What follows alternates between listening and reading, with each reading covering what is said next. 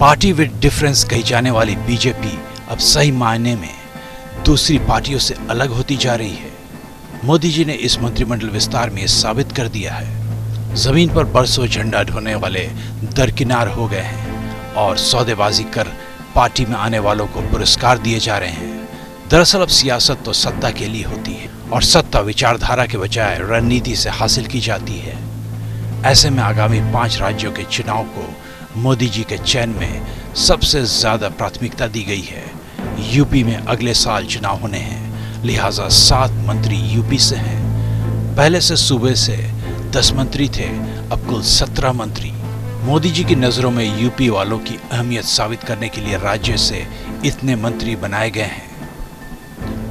उससे भी ज्यादा जातियों में संतुलन का बहुत ज्यादा ख्याल रखा गया है। अगड़ी जातियों की पार्टी माने जाने वाली बीजेपी की केंद्र सरकार में कोयरी, लोधी, दलित, कुर्मी, ओबीसी, ब्राह्मण सबके वोटों का ख्याल रखा गया है। अब इस विस्तार के बाद बीजेपी बैकवर्ड जनता पार्टी कही जा रही है। एक नए किस्म की सोशल इंजीनियरिंग दिखाई दे रही है। जातिवाद, पिछड़ावाद, दलितवाद और क्षेत्रवाद को मंत्रिमंडल विस्तार का आधार समझा जा रहा है। वहीं यूपी के अलग अलग इलाकों का भी पूरा ख्याल रखा गया है। पूर्वांचल से पंकज चौधरी और अनुप्रिया पटेल, तो बुंदेलखंड से भानु प्रताप वर्मा, ब्रज क्षेत्र से एसपी बघेल, तो अवध क्षेत्र से कौशल किशोर और अजय मिश्रा, रुहेलखंड से बीएल वर्मा को मंत्री बनाया गया है।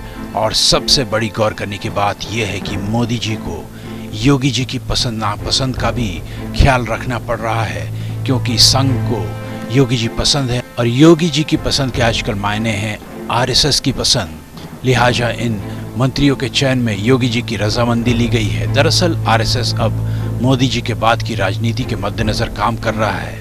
वो नहीं चाहता कि मोदी जी के बाद किसी राजनीतिक विकल्प की शून्यता की स्थिति पैदा हो। यह शुभ संकेत नहीं माना जा रहा है। कर्नाटक में मुख्यमंत्री येदियुरप्पा के विरोध करने वालों को मंत्री पद दिए गए। शोभा करंदलाजे और एस नारायण स्वामी दोनों आरएसएस से बीजेपी में आए संगठन मंत्री बीएल संतोष के करीबी बताए जाते हैं। हालांकि येदियुरप्पा को काबू करने में मोदी शाह भी कामयाब नहीं रहे हैं, लेकिन अहम बात यह है कि येदियुरप्पा मोदी के कहने पर ही 2014 में पार्टी में लौटे थे।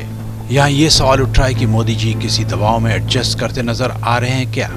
रामचंद्र प्रसाद के साथ एलजेपी के पशुपति कुमार पारस को मंत्री पद से नवाजने के पीछे नीतीश कुमार की दिल्ली आकर आंखें दिखाना समझा जा रहा है। वहीं मोदी अपने हनुमान चिराग को इस कदर भूल बैठे हैं कि चिराग ने बयान देकर खुलासा कर दिया कि नीतीश को कमजोर करने के लिए ही वे अलग हुए थे। जाहिर है कि हनुमान ही अपने राम की प्रसन्नता के लिए कुछ भी कर सकते हैं, लेकिन हनुमान जी ने राम जी के प्रेम में भले ही पूंछ की आग से नीतीश की लंका लगाई है, लेकिन मंत्रिमंडल विस्तार में तो विभीषणों और सुग्रीवों की मोदी जी की नजरों में खासी पूंछ नजर आ रही है। कांग्रेस, एनसीपी और तृणमूल कांग्रेस से बीजेपी में आए नेताओं को मोदी जी ने सत्ता का हार पहना दिया है।